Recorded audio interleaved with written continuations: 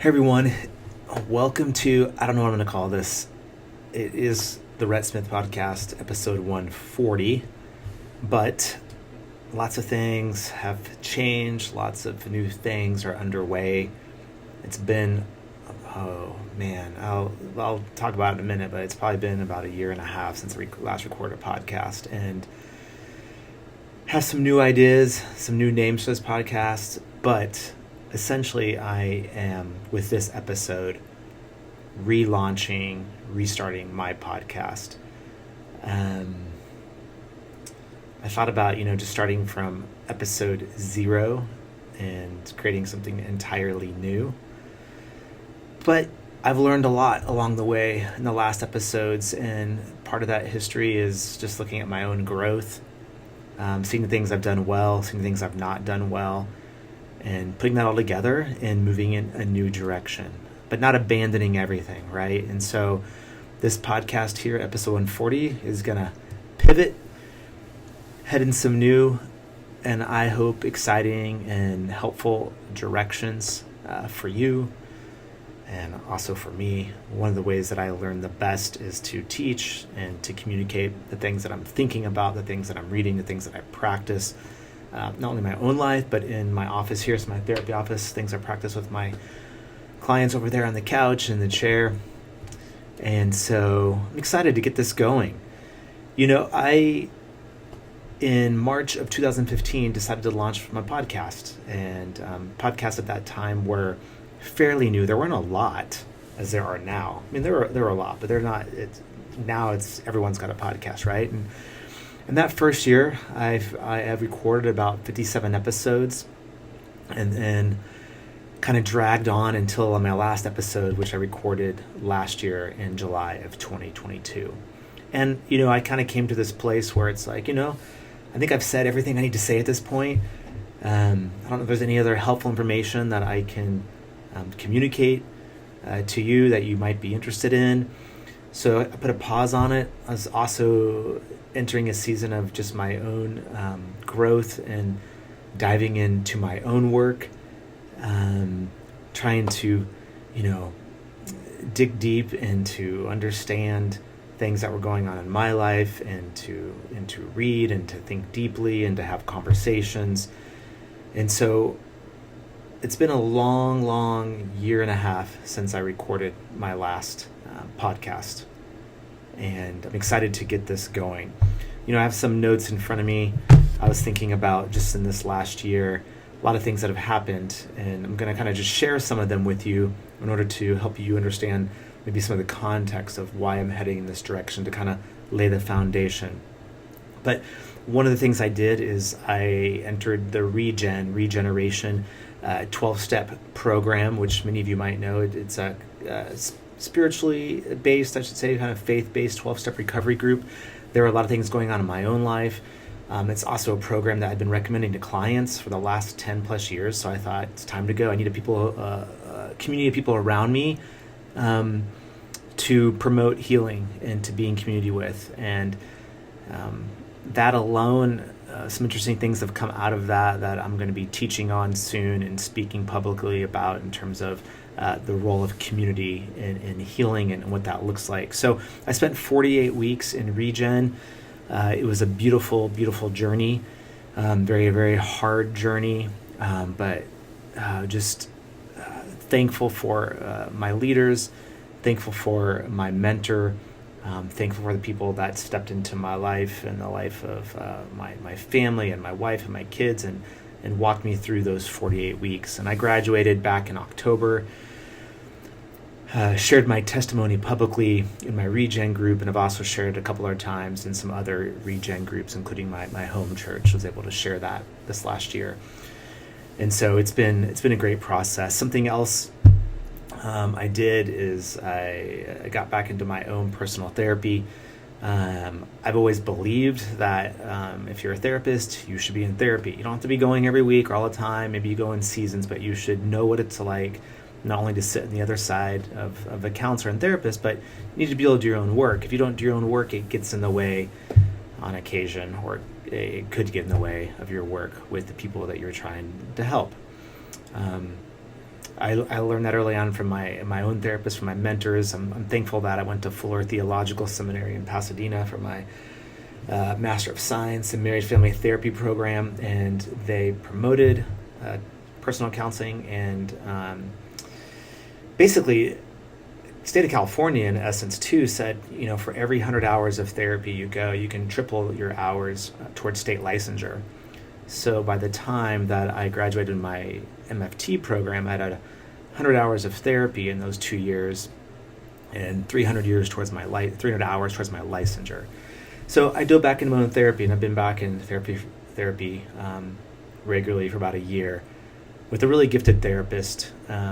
First time working with him this year, but have known of him, know of his work, kind of semi-colleagues, but enough distance between us that I thought we could do some good work together. Also dived into marriage counseling with my wife this last year. I've been doing a year of marriage counseling, and just putting all those pieces together between regen, my individual work, and my marriage counseling has been just life-changing. And one of the things that, as a marriage and family therapist, I get a lot of individuals in my office, and I work with lots of couples and lots of family, lots of systems. And you can do great work with individuals, and I believe in that work. And in fact, I tell people, if you're in a relationship, if you're in a marriage, individual counseling is relational counseling too. It's marriage counseling, because to the degree that you work on yourself and change yourself, you change your relationships, right? But there is something so powerful about having two people in a room if you're trying to change a system, right? And for me and my wife trying to change our marital system, and also essentially our family system with my kids, it requires two people. It requires all hands on deck. And there's a lot of things that I would say marriage enrichment programs provide, our psychoeducation programs provide, but there's nothing like being in a room across from a therapist on the couch with your spouse, bringing stuff up to have to work through and to move towards healing and forgiveness and ultimately restoration in a relationship. So it's been a year of, at this point, 13 months of just, I think, some really deep, hard, painful work, but beautiful, beautiful restoration, and lots of work to continue, lots of ongoing work for me in my own life and my family life and my own marriage. The older I get, the more I realize that we're just getting started. I'm just getting started relationally. My mentor, Terry Hargrave, is fond of saying in his books that marriage teaches us to grow up. I think John Gottman, the famous marriage researcher, says marriage is a people-growing machine. Might be David Snarch who says that. I'll have to fact check that. But the older I get, the more I realize we have to continue just to grow up and to mature. And there's nothing like facing yourself in therapy individually and across from your spouse. Therapy requires you to dig and not avoid. A good therapist helps a couple not avoid the topics that they avoid, which you can easily do when you're working through a lot of just your own book readings or marital enrichment classes and things like that. All good stuff. But man, this last year of individual work, marriage work, regen, been really powerful. I've also been doing a ton of reading. I kind of made a shift in my reading habits over the last year or two. I moved from somebody who just wanted to read a bunch of books to just now I'm reading less but reading deeper. And I'm also reading in books that I've read before. I'm in the habit of rereading, and instead of breadth, I guess, of reading, I'm trying to go depth. I'm trying to understand at a deeper level some of the authors, thinkers that have really influenced me, get to the core thinkers. Sometimes there are books that quote a thinker that quote a thinker that quote a thinker that quote a thinker, right? And it's distilled to this degree. I'm really interested in where did this come from. I want to understand that. So I've been reading really deeply books around theology, psychology, philosophy, and also have reintegrated, mostly back at night, just novels. I love a lot of the famous classics. I'm rereading some Dostoevsky, which I love. and just finished Crime and Punishment again.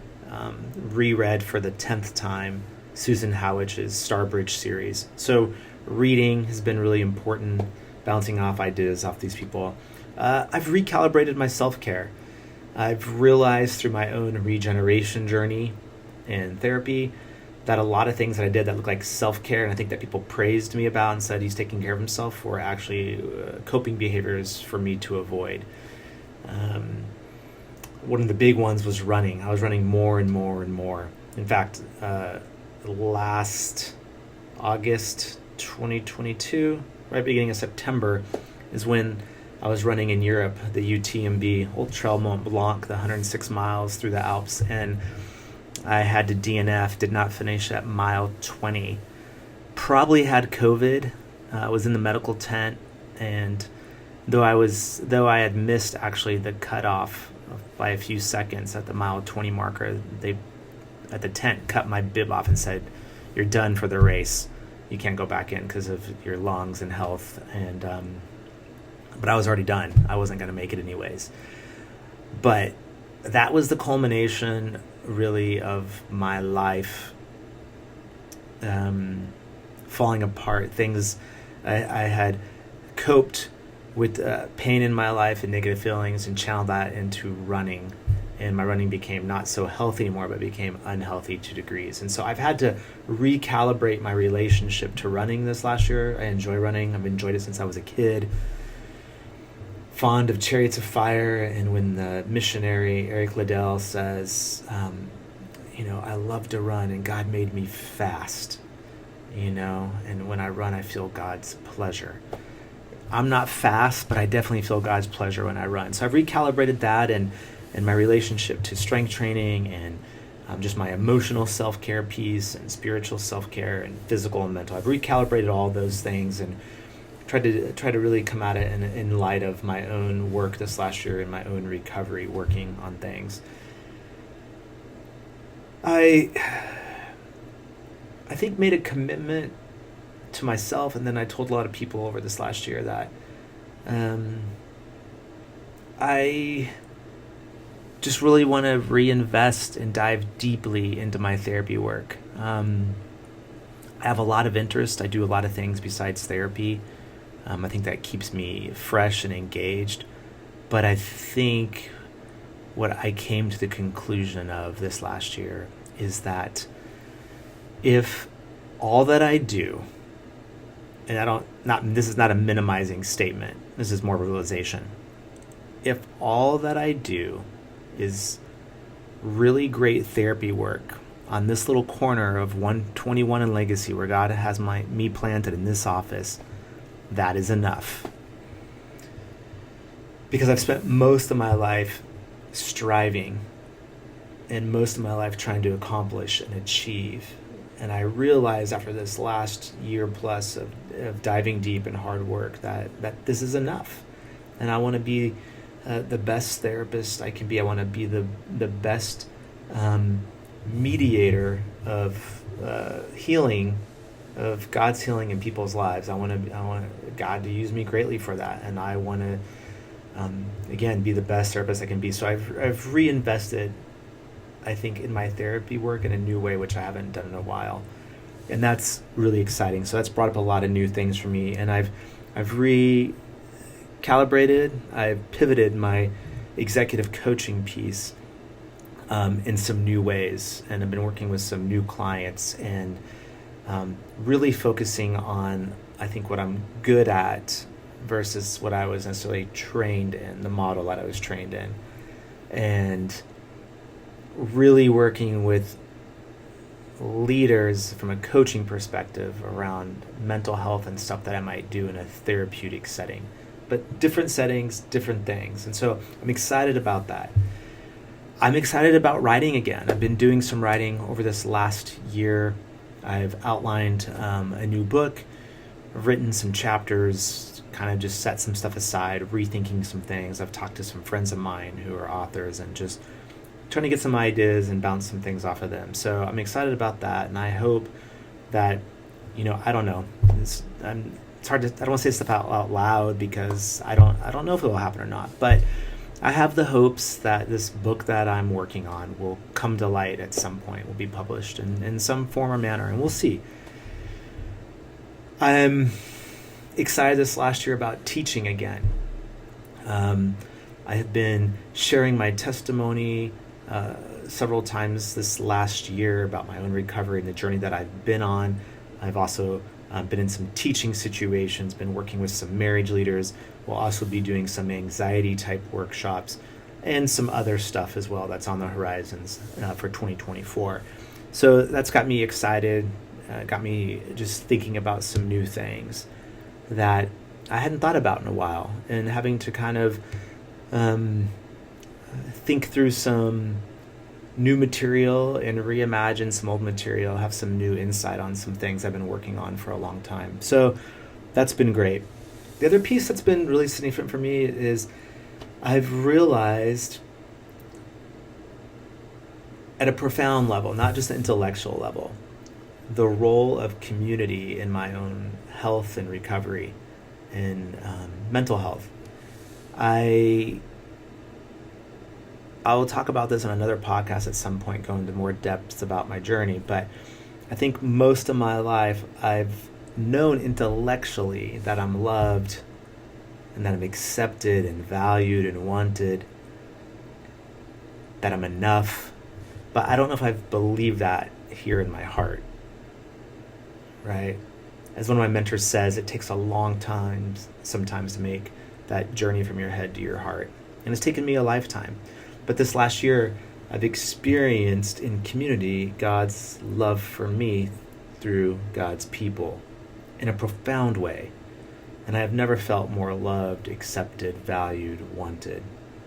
And that has brought into clarity the importance of the communal role in healing and the communal role in just living one's life. And I've always been somebody who I feel like counts a lot of people as friends, and I'm pretty social. I also like to be introverted at times, but I'm pretty social. I like to meet lots of new people, I like to sit in a plane and talk to the stranger next to me, or go into a restaurant and talk to strangers. But I think in a profound way, I've realized the importance of walking more vulnerably with people in the context of community. And I will say more about that at some point. But I tell you all these things as context to kind of lay the way for what I hope my new podcast that I'm restarting will be about, and will be like, and the aspirations that I have for it. And to state it more clearly, I want to read you something. One of my favorite people was my professor, who I consider, I don't know if he was a friend because he was a professor and he was much older than me, and so he was someone I looked up to, but I think I could say we were friends because I saw him as my mentor, and he would meet with me for coffee at the cafeteria at Fuller Theological Seminary in his break, or I'd go into his office and just talk. And he would send me emails on occasion, and he would mail me his new book and write a note in it to me. And so Dr. Ray Anderson is someone who I admire. I see him as not only a theological, psychological mentor, thinker, but as a friend. And he would talk about the importance of practice a lot. And the word he would use is praxis, which I'm going to read in a second, something he wrote. This idea of praxis, which I've always kind of taken the way that was explained to me. It's essentially theory and practice kind of engaged. Praxis is the integration. It's the gap between what you know and the action in doing it. You can have all the theory in the world and have no practice, no action, right? And you can have all the practice and action with no theory behind it. But practice is the welding of the two together. And he, for example, his book, The Shape of Practical Theology, is about praxis. It's about being a thinker, a theologian who's not just in theory, but it's lived out in the life of ministry and faith. He was also really interested not only in ministry and theology, but in counseling and psychology, and I have different psychology books from him. And he would teach a class at Fuller Theological Seminary in the School of Psychology every year, where he'd come in and talk about this praxis and this integration of theology into what we do as therapists. And so I've always thought about this word, and it's something that's important to me. I know personally in my own life, and I know in the lives of the people that I work with, that insight and understanding is not enough. It's not enough. Knowledge and knowing what you know and having insight and understanding is not going to change your life. My mentor, Terry Hargrave, the founder of Restoration Therapy, says it all the time. That, I don't want to give the exact number because he may say it differently, but I think at some points I hear him say, we need about 20% insight understanding and 80% practice. Practice is what changes lives. In fact, in his model, Restoration Therapy, the pain and peace cycle is the theory. It's understanding of our patterns and attachment and all of that. But the 4 steps is practice. And couples need to spend more time practicing the 4 steps instead of just knowing what the 4 steps are. So as I think about this podcast, I want this podcast to not simply just be information for you and knowledge and insight and understanding, but it has to impact your life in a practical way. I need to be able to communicate things to you that hopefully it would be helpful if you don't know them, so you feel like this is an insightful podcast. But if you do know them or don't know them, what is most important is that I help you understand how you can take that and put it into practice in your day-to-day life. That's what's going to help you grow. That's what's going to change lives. That's what's going to move the needle. So I'm going to read you something because he says it much better. I'm going to read you 2 parts. In the book of Shape of Practical Theology, he says this. And again, he's talking about ministry and faith here. This is a lot of times for the theologian, but this is a broad context. He says, if theory precedes and determines practice, then practice tends to be concerned primarily with methods, techniques, and strategies in ministry, or I would say in therapy or in life. He goes on, but it lacks theological substance. Let me read that again. If theory precedes and determines practice, then practice tends to be concerned primarily with methods, techniques, and strategies for ministry, lacking theological substance. If practice takes priority over theory, ministry tends to be based on pragmatic results rather than prophetic revelation. I could say another way. If practice takes priority over theory, therapy tends to be based on pragmatic results rather than deep truth or relational healing or restoration. Others will claim that the theory without good practice is an invalid theory. So let me just read that in once. If theory precedes and determines practice, then practice tends to be concerned primarily with methods, techniques, and strategies for ministry, lacking theological substance. If practice takes priority over theory, ministry tends to be based on pragmatic results rather than prophetic revelation. All good practice includes theory, some will say. Others will claim that theory without good practice is an invalid theory. So his point is, if you just have theory, right, essentially it's not enough. Right? You're focused on the wrong things. And if you just have practice, you're focused on the wrong things. I mean, if I'm really dumbing it down, what he says is what he's saying. And he's getting to the point that we have to have good theory, good insight, and we have to have a practice piece. And that's what praxis is about. He says this, I'm going to read this, and this is a little longer section, but it's important.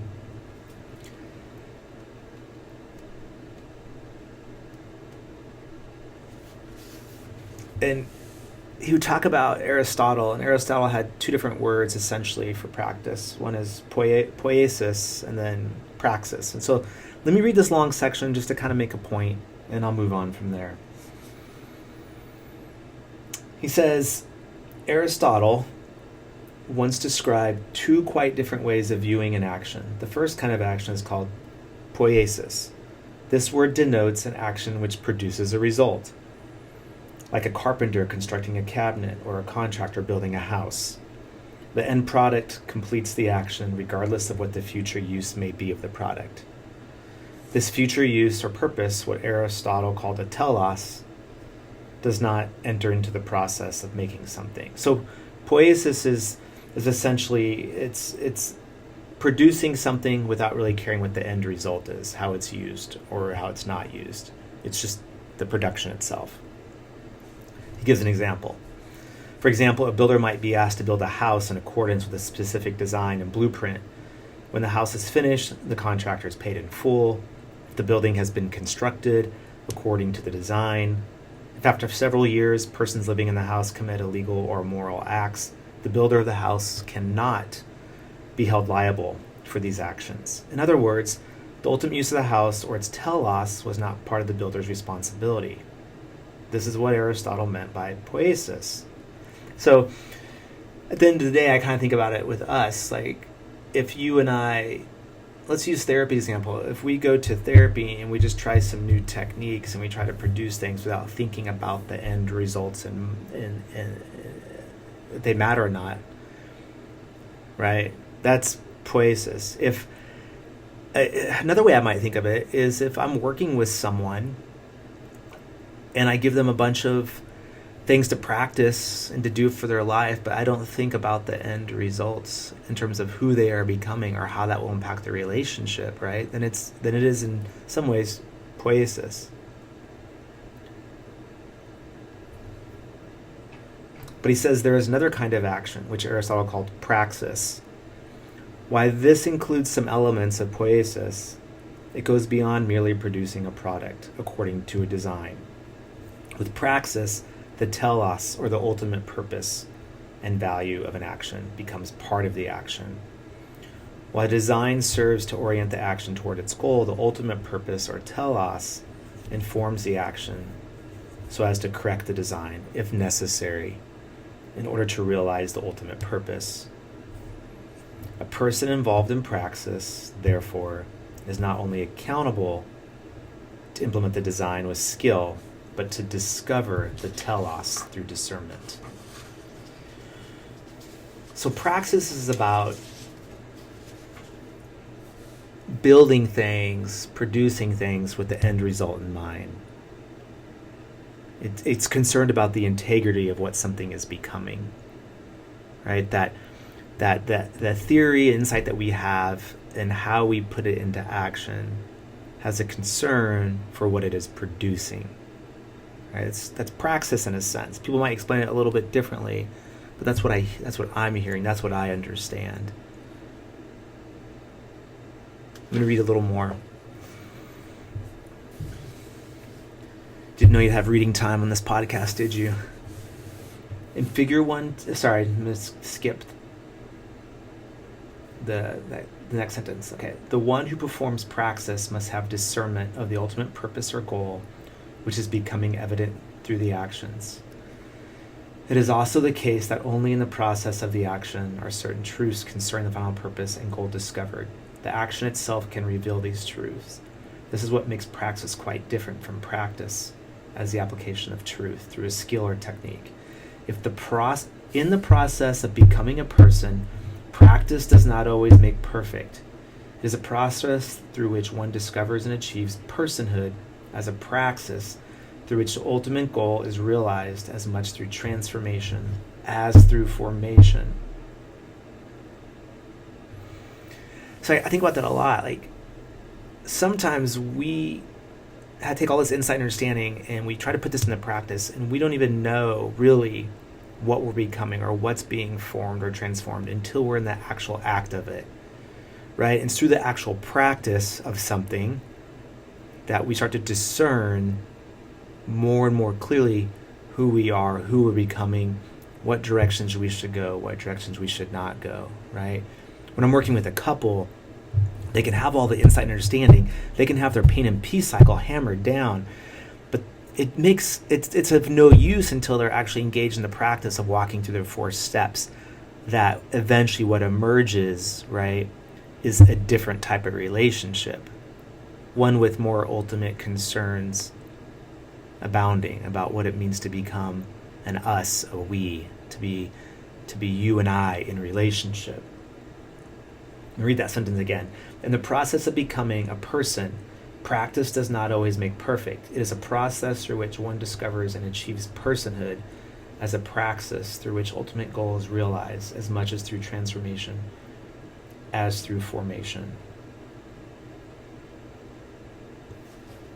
So I'm going to read one more section, but I want to stop and just say what I'm concerned about and what I want to be about in this podcast is that I'm the type of person who helps you develop insight and understanding for your life.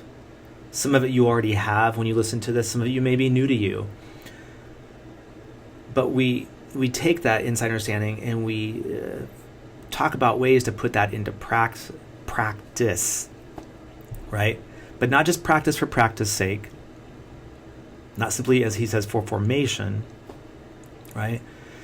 But for transformation, that through our theory and practice, we begin to get information back, we get feedback, we learn things, we make mistakes, and through that process, we discern more clearly about who we are, who we're called to become, what it means to be in relationship, what it means to be about the vocation that we're in, what it means to be who we feel God has created us to be, right? I had a mentor, D. Michael Smith. He used to be a therapist, pastor, amazing therapist. He was my supervisor when I first moved to Texas. He was down at the Pastoral Counseling and Education Center. This great counseling clinic that did a lot of training down in Dallas. And I remember in supervision one day, he said, Rhett, there are 4 questions that come up in every stage of life. And these are the 4 questions. Every stage of life, we're going to run through these questions. And we're going to have to keep answering these questions throughout our life. He'd say, who am I? Like, what does it mean to be me? It's a question like of identity. How am I to be loved? What does it mean for me to be in relationship? What am I to do? Like, what am I to do with my life? Vocation. What do I do to use these hands? And then lastly, what does it mean to become all that God has created me to be? If I have a purpose, what does that mean to live that out? And he says, Rhett, we answer these questions throughout life. And I think about those questions, and I think the reason that we answer them throughout life is because at various stages of life, we gain insight and understanding around those questions of identity and purpose and relationships, right? And we try new things out around identity and purpose and relationships. And we learn new things, we make mistakes. But over time, what emerges out of that is essentially praxis. As we get older, we could have hopefully a better discerning of what it actually means to live into those things. Right? If you just practice things over and over and never learn from them, then it is not praxis, I would argue. There's no telos involved. There's no ultimate concern.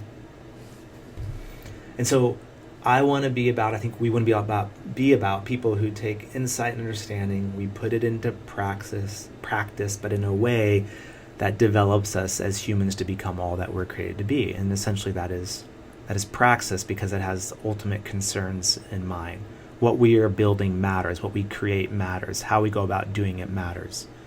I can say this from personal example my entire life, but the last year and a half has made it more clear to me from a concrete perspective that how we put things that we know, and insight we have, and understand we have into practice matters. But what matters most is what is the meaning of that? What's the ultimate concern of that? What is the design of that? What is its ultimate purpose? Because that's what impacts who we are as a person, who we're becoming, and the relationships that we move into. I'm going to read this last 2 paragraphs and then we'll close up. It's Dr. Anderson continuing. The title of this paragraph heading is On Being a Person. So he's coming off talking about praxis, and here's what he says. Becoming a person is not a product which results from the application of theories through parental techniques, nor is being a person a matter of mastering a set of skills. Rather, personhood is both a gift and an achievement. The praxis of personhood is more of an art than a science. There are skills to be acquired, to be sure, even as there are techniques to be learned and practiced. The inner core of the self, however, is not an empty canvas on which others sketch our portrait, nor is it a blank page on which life writes our story. The self is the artist, and the self is the storyteller. The world, as Shakespeare once said, is our stage, and we emerge as actors who are scripting as well as performing our own desires and destiny. I view the human person as endowed by God with a divine image which serves to promote self-worth, emotional health, and a strong and vital faith in the face of life's inevitable and irrational pain and suffering. The growth of the self requires care, not only self-care, but also the care of others, such as parents and family members who undertake responsibility for the development of the self through personal and social interactions. Sooner or later, each of us assumes responsibility for our own self-care, which entails, among other things, making wise choices in regard to the persons with whom we live and to whom we look for support, love, and community. You can tell I've been reading a lot of Anderson on this break. So, in this podcast, you matter. What you're building matters. And insight and understanding and technique and skills are not enough. And simply building for building's sake, just to produce action, is not enough.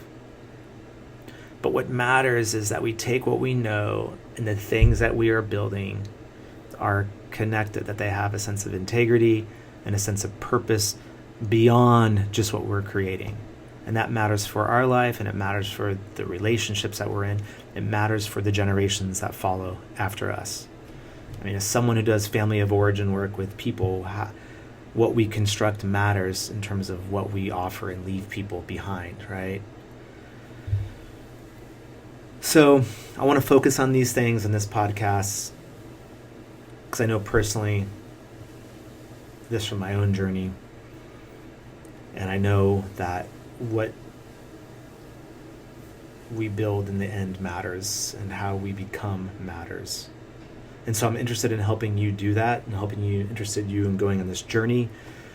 And I'm interested in this journey. I'm bringing on guests who are friends of mine and mentors and people I don't know, but who do great work that I can learn from. Bringing people in who provide different types of insight than me, who you can learn from, who I can learn from, and who will help us understand how to take what we know and learn and put it into practice that creates the type of people that we are interested in becoming.